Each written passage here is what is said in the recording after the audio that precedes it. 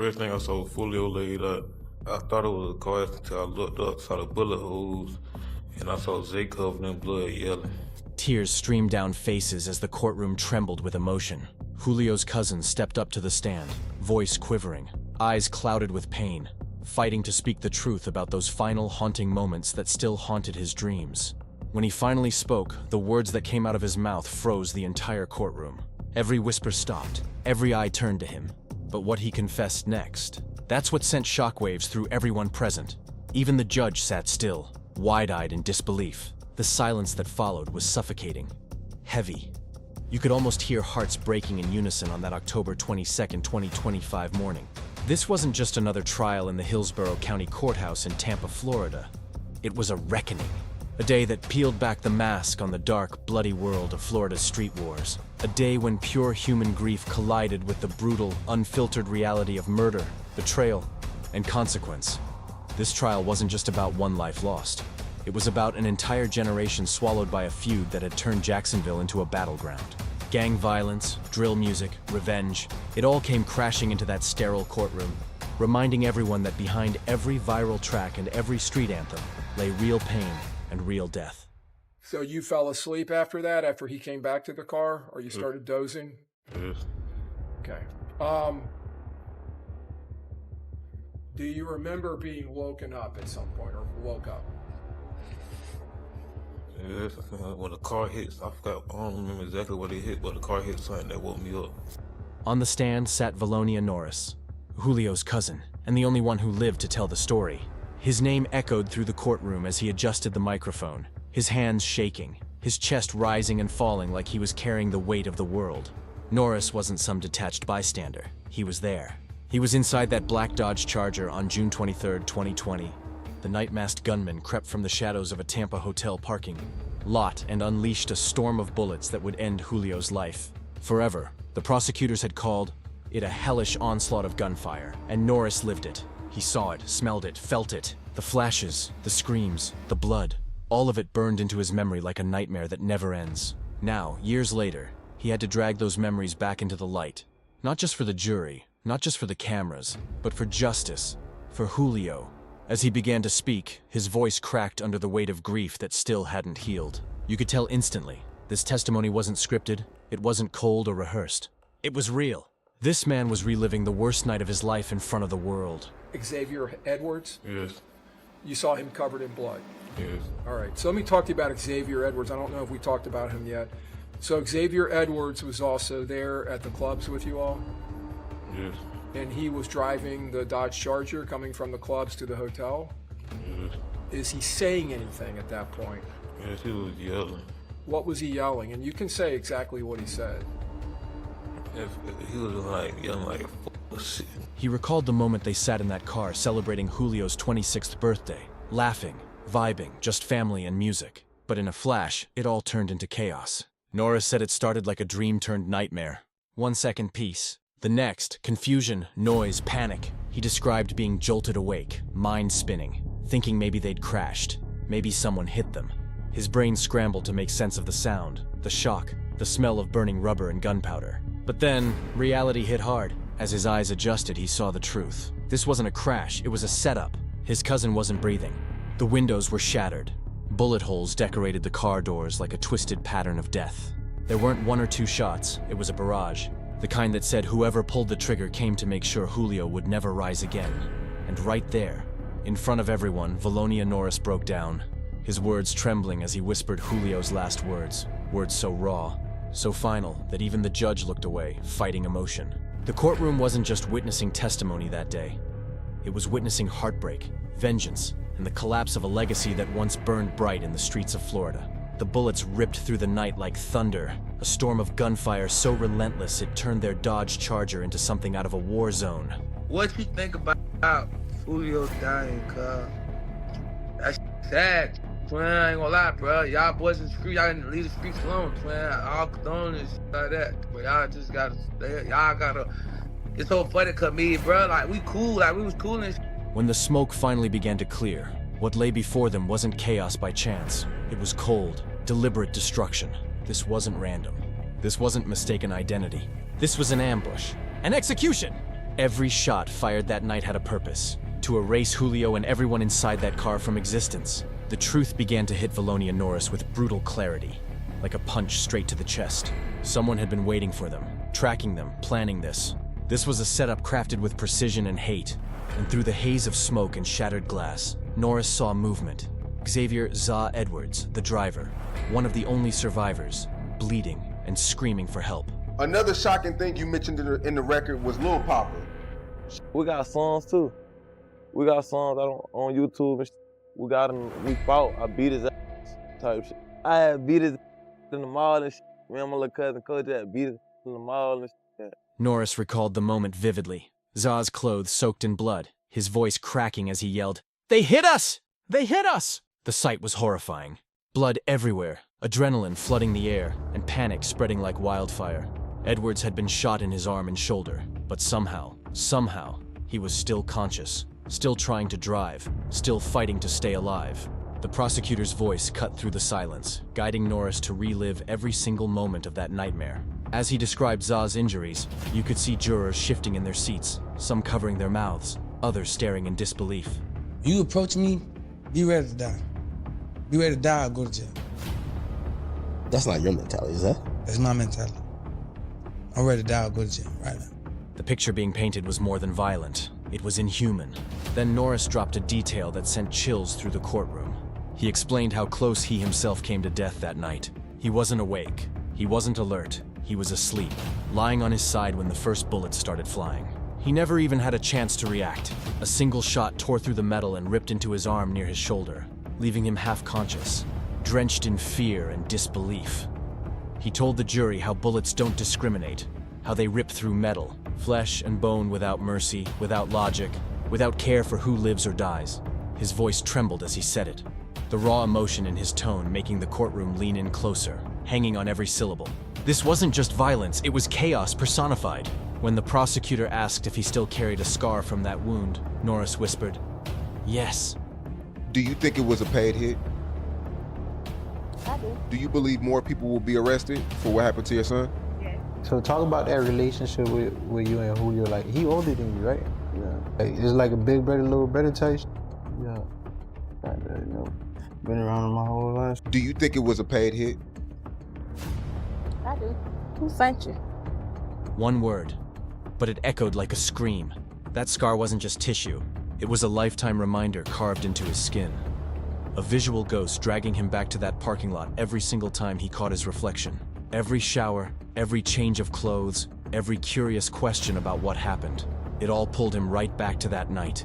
The prosecutor carefully presented photos of Norris lying in the hospital bed, tubes and bandages everywhere, and asked softly, "Are these photographs of you?"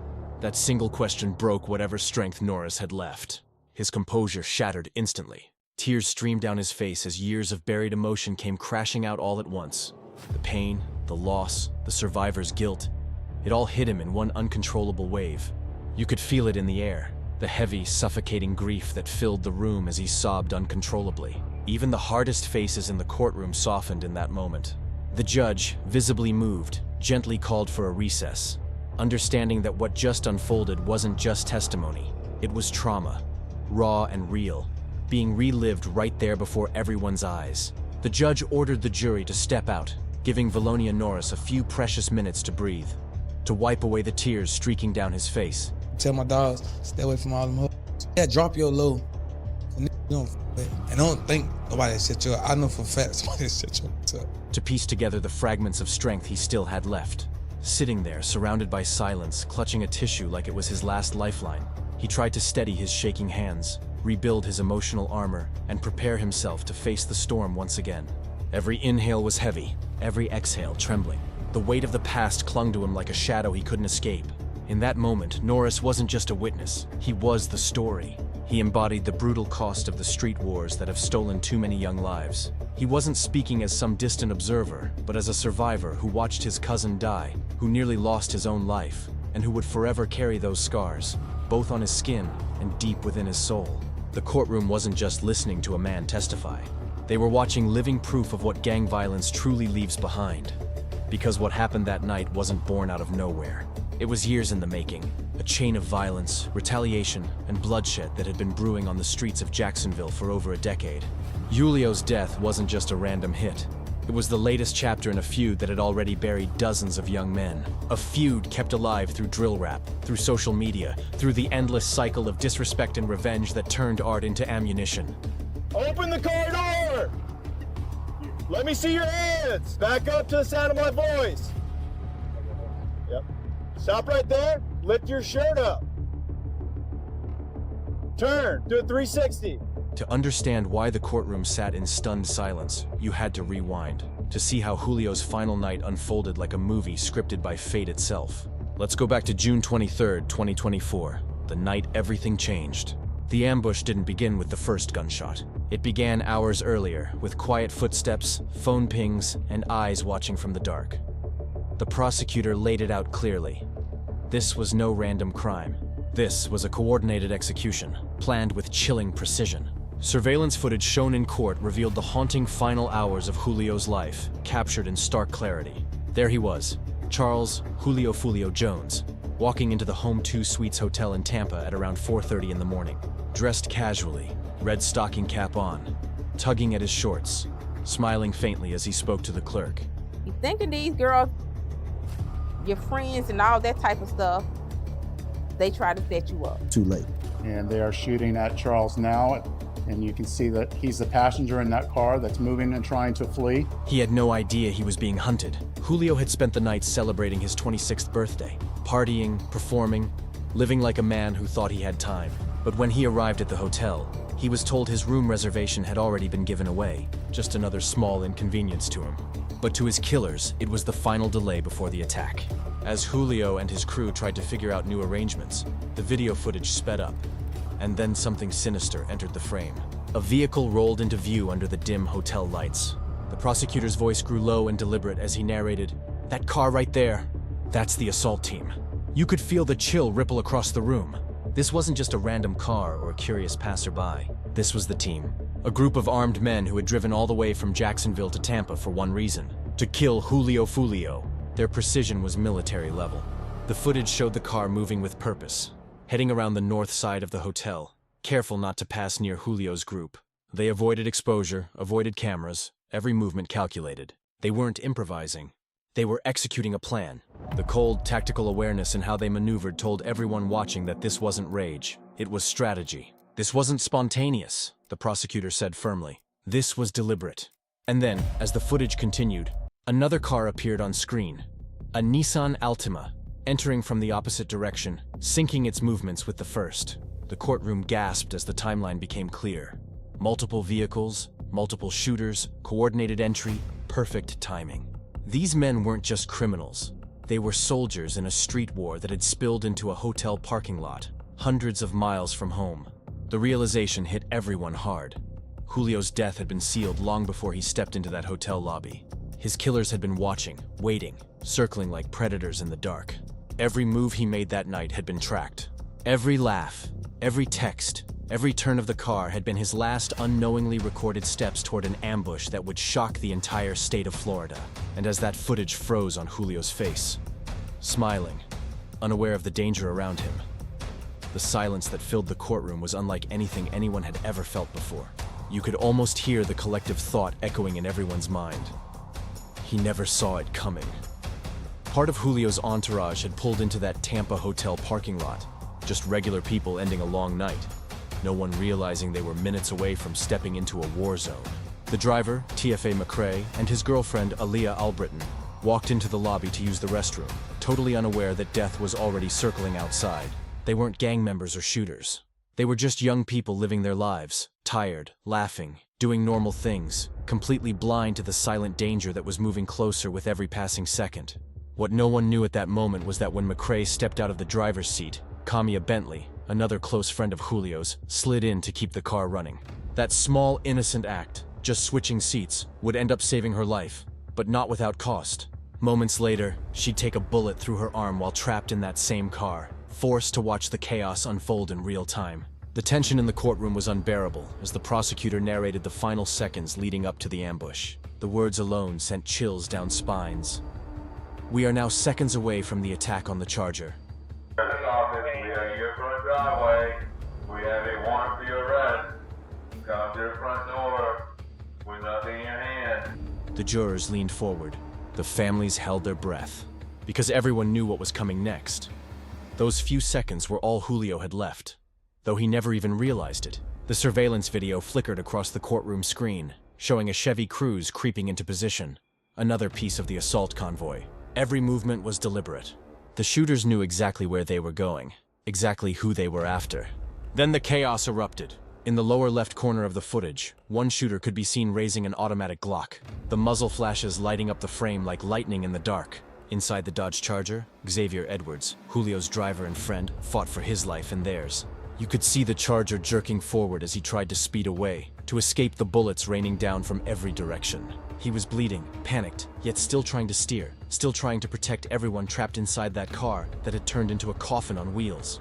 Then came the moment that truly sealed the prosecution's case, a twist straight out of modern crime fiction. What no one knew was that a Tesla, parked quietly nearby at a charging station, had captured everything. Its Sentry mode was active, recording from multiple cameras around the vehicle in crisp 4K quality. That Tesla became an unblinking witness to the murder.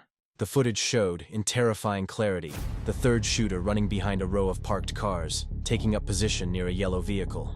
You could see him crouch, aim, and fire, perfectly synchronized with the other attackers. It was a textbook ambush, executed with ruthless coordination. Do you believe more people will be arrested for what happened to your son? Yes. So more than the 5 that are on the screen right now? When investigators later played the Tesla footage in court, gasps filled the room. Every angle, every movement, every muzzle flash, it was all there. The video showed how the shooters boxed the Charger in, creating a deadly crossfire from 3 directions. It wasn't random violence. It was military precision unleashed in a hotel parking lot.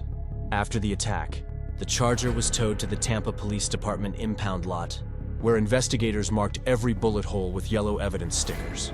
By the time they finished, the car looked like a twisted piece of metal art, a tragic mosaic of violence. The hood, the doors, the windshield, everything was riddled with bullet marks. The sheer number of hits told the story better than words ever could.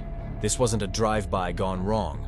It was execution-level warfare. The prosecutor's tone was steady but cold as he summarized the footage.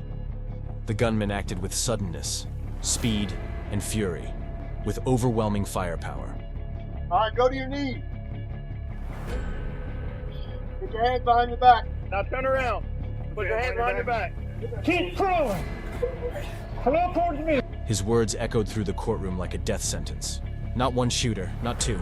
3 trained attackers, armed with high-powered AR-style rifles and a fully automatic Glock 19, coordinating like they'd done this before. The phrase he used, not fire superiority but fire supremacy, sent chills through everyone listening. Julio and his friends never even had a chance to react. Then came the haunting question that everyone in the courtroom wanted answered. How did the police actually find them?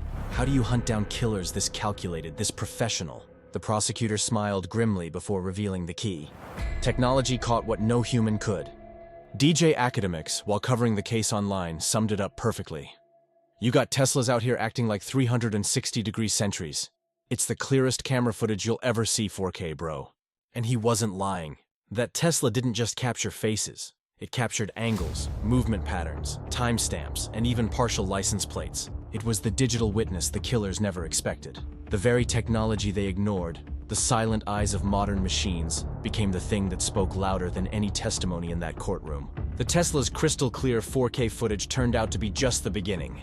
What started as a single car's security recording soon unraveled a massive web of digital evidence that exposed the entire hit squad from top to bottom. Modern technology had caught what human eyes missed. Every move, every mile, every mistake. Investigators pieced together the puzzle with chilling precision.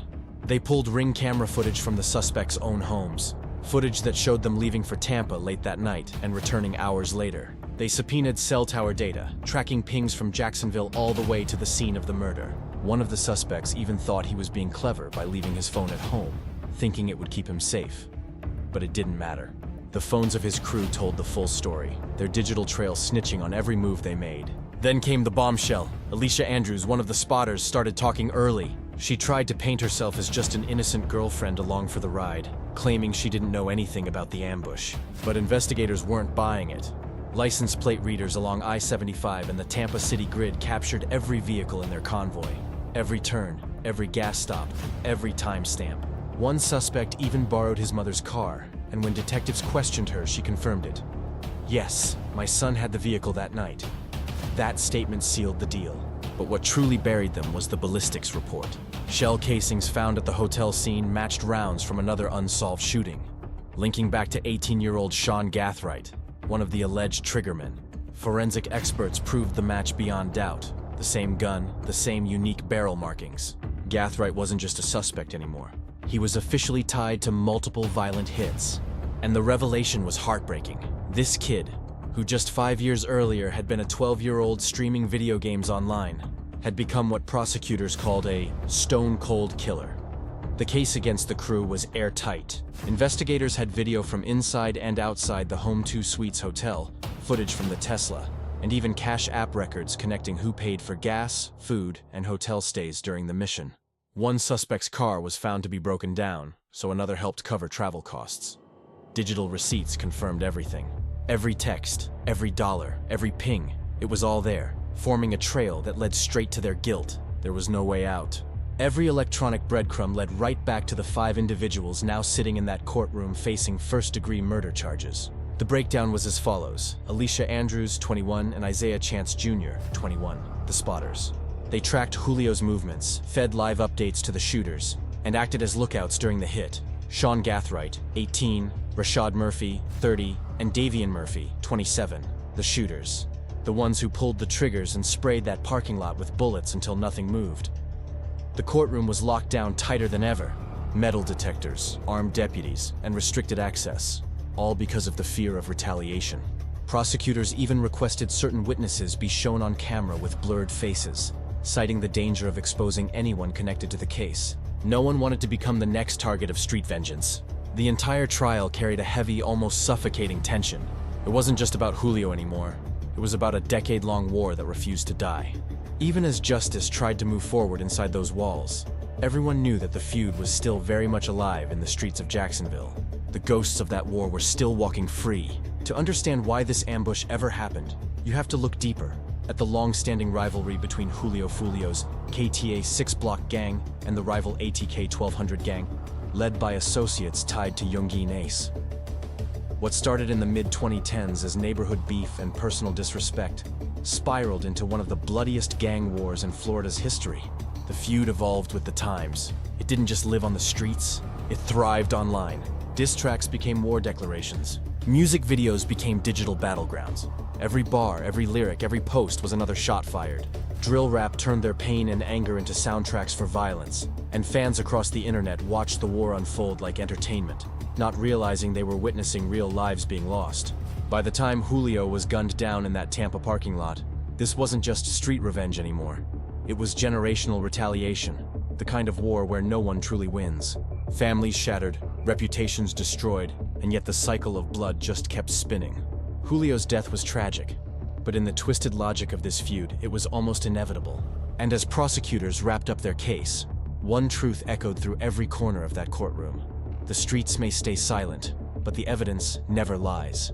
When rapper Boozy Badaz heard the news about Julio Foolio's death, his reaction summed up the brutal truth of life in the trenches. He didn't flinch. He didn't fake sympathy.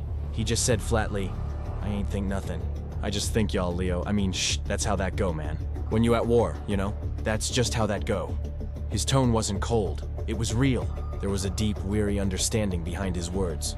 Because in this world, death isn't a shock, it's an expectation. When you live by the streets, when you're in a war, people die. It's not a matter of if, it's when. Boozy's raw take stripped away any illusion of glamour or fame. He wasn't glorifying it, he was exposing it. His next line hit even harder. "You just gotta try to protect your big dog, 'cause you know, they take the big dog, they cut the head off the ruse." It was cold truth, no sugarcoating. Julio was the big dog for his side. The leader, the energy, the name that made his block proud.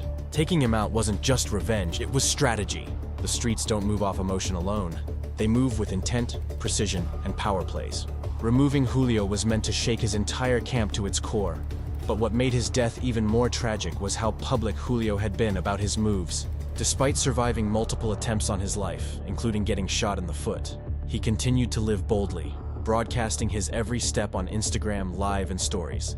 Days before his death, Julio posted about his 26th birthday celebration, even telling fans to DM for the address. He might have thought he was just connecting with supporters, but in reality, he was broadcasting his location to both fans and enemies. That's the cruel reality of clout culture. Sometimes the same platform that builds your fame becomes the one that exposes your weakness. When you post your every move, you never really know who's watching. One of those DMs might be from a fan wanting a picture, or from someone plotting your death. And for Julio, that mistake was fatal. The aftermath was as chaotic as the war itself. Within hours of Julio's murder, Yungin Ace, his biggest rival and leader of the opposing ATK 1200 camp, dropped a diss track. Hours, not days.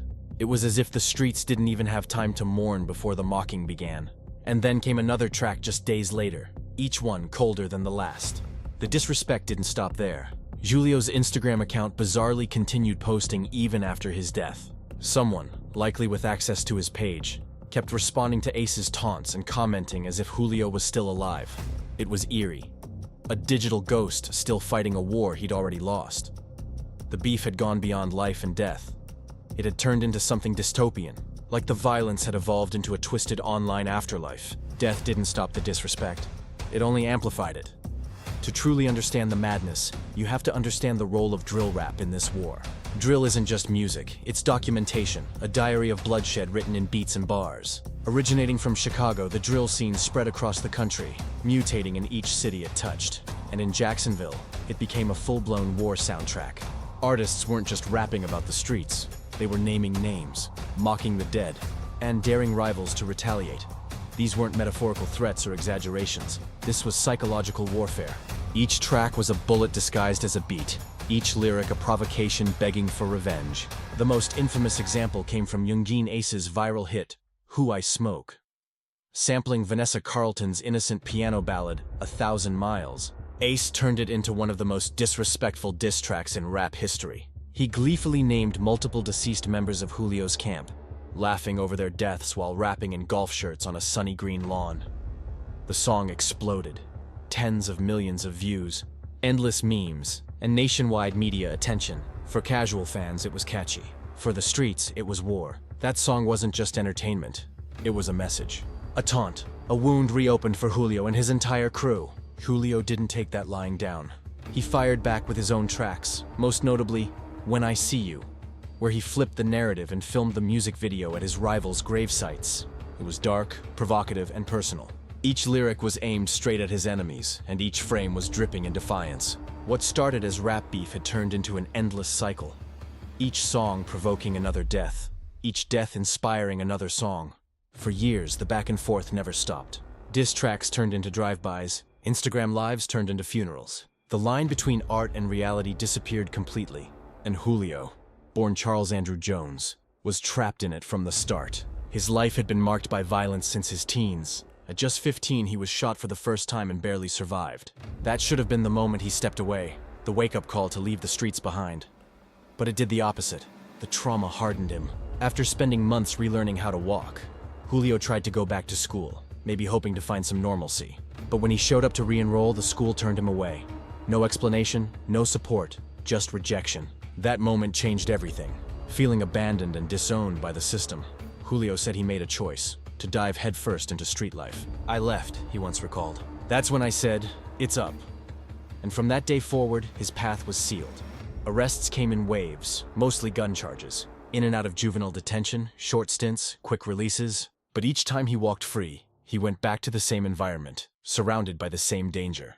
By 17, he caught his first serious case. And ironically, it happened on Christmas Day. He and a group of friends were riding through an Orange Park, Florida parking lot, flashing guns out the car window like it was a game.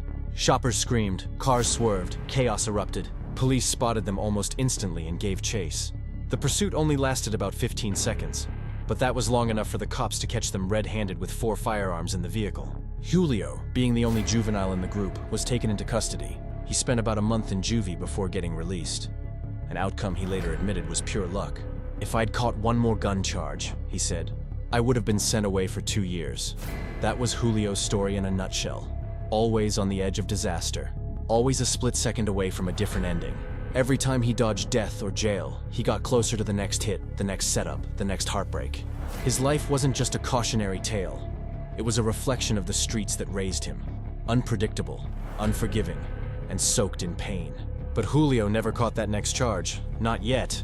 And that single twist of fate kept him in the streets, caught in a deadly cycle that would one day claim his life. What's undeniable is how the streets have evolved, and not for the better. The combination of social media, streaming platforms, and drill rap has completely changed the game. What used to be local neighborhood beefs, quiet, underground, confined to blocks, are now broadcast to the world in real time. Millions of views, millions of likes, millions of comments. Each one amplifying the disrespect, the threats, and the blood that follows. Every taunt goes viral, every insult gets reposted, and every tragedy becomes a trending topic. The pressure to respond, to prove you're not scared, not weak, becomes unbearable when the whole world is watching. Once upon a time, a beef might have stayed on one street corner. Now it's on YouTube, Instagram, TikTok, and Twitter, spreading across the internet like wildfire, turning young men's pain into entertainment. Jacksonville has become the epicenter of this dangerous new era, and local authorities know it. Sheriff TK Waters has made it clear they're done playing defense. He's emphasized going after known gang members proactively, tracking them, monitoring them, and building cases before shots even ring out. But even with all the technology and strategy, the reality is heartbreaking. Law enforcement can't stop every bullet before it flies. In Julio's case, their investigation proved just how powerful modern detective work has become. They didn't rely on a single witness or confession. They rebuilt the entire crime piece by piece. Surveillance videos, cell tower pings, license plate readers, ballistic analysis, social media activity, and cash app records. Every digital crumb was collected and analyzed until it formed an unbreakable chain of evidence. The arrests of the 5 suspects weren't luck. They were the result of relentless modern policing that left no hiding place for anyone involved. And yet, the tragedy goes far beyond the courtroom. Because the truth is, no matter how many arrests are made, how many convictions are won, the human cost is immeasurable. Behind every headline, there's a survivor who can't sleep, a mother who can't stop crying, a friend who can't stop replaying the moment someone they loved took their last breath. As the courtroom proceedings continue, more witnesses are expected to take the stand. More evidence will surface, and eventually, a jury will make its decision, guilty or not, life or death, justice or tragedy. The legal system will grind forward as it always does, cold and methodical, trying to assign order to something that was born out of chaos. But what the courtroom can't do is erase the memories of those who lived through it. This is the real cost of gang violence. It's not just the bodies that fall. It's the survivors left to carry that invisible weight forever. The people who relive those sounds, those screams, those flashes every time they close their eyes. The people who can never fully escape the moment when everything changed. As the trial drags on and new details emerge, it's easy to forget that this isn't just another rap beef or viral story about 2 rival gangs. This is about real people, complex and flawed human beings, shaped by broken systems, harsh environments, and bad decisions. It's about the kids who grew up with no safety net, the families torn apart by revenge, and the endless loop of pain that keeps spinning year after year. When Valonia Norris, Julio's cousin, broke down on the stand, it wasn't just emotion, it was heartbreak made visible. He wasn't crying for cameras. He wasn't crying for sympathy. He was crying because in that courtroom, surrounded by strangers, he was forced to relive the worst night of his life. He was looking at photos of himself bleeding, broken, helpless, and of his cousin, gone forever. Those tears weren't just for Julio Foolio. They were for every friend he lost, every young man buried too soon, every family that's had to watch another casket drop while the world keeps scrolling like it's just another post. His pain spoke for an entire generation caught in the crossfire of a war they didn't start, but can't seem to escape. And the truth is chilling. No matter how much time passes, no matter how many people say move on, that pain doesn't fade. The memories don't leave. The trauma doesn't stop. Julio should still be here. He should have seen 27, 30, 40. He should have lived long enough to evolve past the beef and the block. But instead, his legacy became another headline. Another cautionary tale about how fast the streets can take everything from you. Norris's tears reminded the world that behind every viral rap beef, every diss track, and every flashy Instagram post, there are human beings, flesh and blood, living and dying in real time. And until society learns how to break that cycle, until there's real investment in the neighborhoods, the schools, the opportunities that could give kids another path, there will always be another Valonia Norris sitting in a courtroom, crying, reliving, breaking all over again. So what are your thoughts on Julio's cousin's emotional testimony? Drop your thoughts in the comments below, and don't forget to click the cards on your screen for more untold stories behind the headlines.